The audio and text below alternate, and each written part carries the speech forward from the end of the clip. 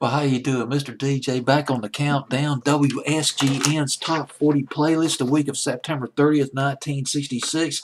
This is my first video for tonight. Going to try to cut several, so I'm going to do these videos in one take.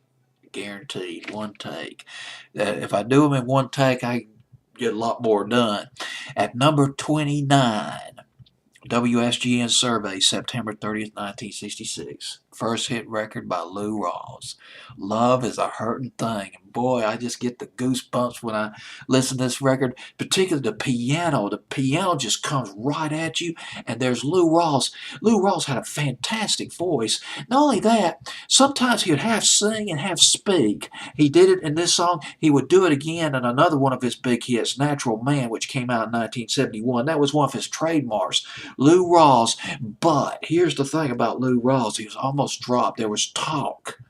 By 1965, he was on the Capitol record label. He had been on that record label for 5 years, but no hits. Good records. Talented guy. Everybody says, yeah, this guy's got talent. He's a great singer. But you got to have hits. Hits bring in the money. They bring in the profit margin for the record companies. Got to have a hit. Didn't happen for Lou Rawls. Capitol was thinking about dropping Lou Rawls. But then in 1966, Lou Rawls released a live album, Lou Rawls Live, which took off, and then Love is a Hurting Thing came out. Just put him right on the map. It's a Lost 45. Now, you don't hear this on the oldie stations. If you turn on an FM oldie stations thinking, oh man, I hope they play that Lou Rawls song I'd really like back in the 60s. Well, you're not going to hear it on there because they never heard of it.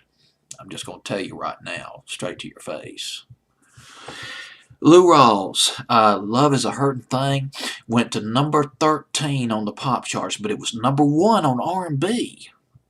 The song preceding that on R&B, at number 1 on R&B, was the Four Tops, Reach Out, I'll Be There, and then the song that came after that, well, Four Tops, Reach Out, I'll Be There, number 1, and then it was Lou Rawls' Love is a Hurting Thing at number 1, and then it was Eddie Floyd's Knock on Wood at number 1. We're talking about some great soul music, but we're talking about the golden years of the 60s.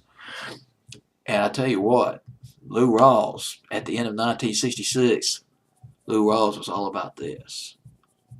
You see, he was playing at a L.A. coffee house for $10 a night. Not anymore.